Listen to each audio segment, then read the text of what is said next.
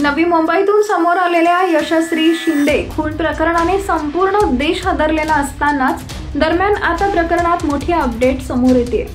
मिळालेल्या माहितीनुसार यशश्री शिंदे 25 जुलै रोजी सकाळी 10:30 वाजण्याच्या सुमारास मित्राला भेटायला जात असल्याचं सांगून घरातून निघून गेली होती।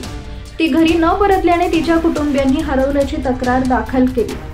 पोलिसांच्या प्राथमिक अहवालात आता काय समोर आलंय हे जाणून घेतल्यावर तुमचा आत्मा हादरेल। मृताचा चेहरा विद्रूप झाला होता, तो ओळखू शकत नव्हता कारण भटक्या कुत्र्यांनी त्याला फाडून टाकले होते। शिंदेचे फोन कॉल रेकॉर्ड तपासले असता ती कर्नाटकातील दाऊद शेखच्या बऱ्याच दिवसांपासून संपर्कात असल्याचं आढळून आलं। एवढंच नाही तर शिंदेच्या अंगावर दाऊद नावाचा टॅटूही पोलिसांना सापडलाय। पोलिसांनी त्यांच्या जबानीत खुलासा केलाय की मृत शेख सोबत ती 2019 पासून रिलेशनशिपमध्ये होती, मात्र मुलीचे कुटुंबीय या नात्यावर नाराज होते। नंतर शेख कर्नाटकातील त्यांच्या मूळ गावी स्थलांतरित झाला। शेख नुकतेच उरणला गेल्याचं तपासात निष्पन्न झाले असून त्यांच्या भेटीमागील कारण शोधलं जात आहे।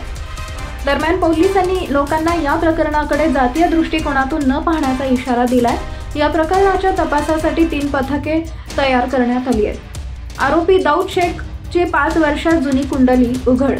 माहिती समोर अशी येत आहे की मुलीच्या वडिलांनी 2019 मध्ये दाऊद शेख नावाच्या मुलाविरुद्ध FIR दाखल केला होता, ज्यामध्ये त्यांनी शेखवर यशश्री सोबत गैरवर्तन केल्याचा आरोप केला होता। तो ज्यावेळी अल्पवयीन होता ती अल्पवयीन असल्याने पोलिसांनी या प्रकरणी पोक्सो अंतर्गत गुन्हा दाखल केला होता। त्यावेळी पोलिसांनी कलम 354, 506, बाल संरक्षण कायदा 2012च्या कलम 8 आणि 12 नुसार गुन्हा दाखल केला होता। पोलिसांनी दाऊदला अटक केली आणि तुरुंगातून बाहेर आल्यानंतर तो कर्नाटकात गेला। कुटुंबियांचा आरोप आहे की दाऊद पुन्हा यशश्रीच्या संपर्कात आला आणि तिच्या मृत्यूपूर्वी दोघांमध्ये संभाषण झाले।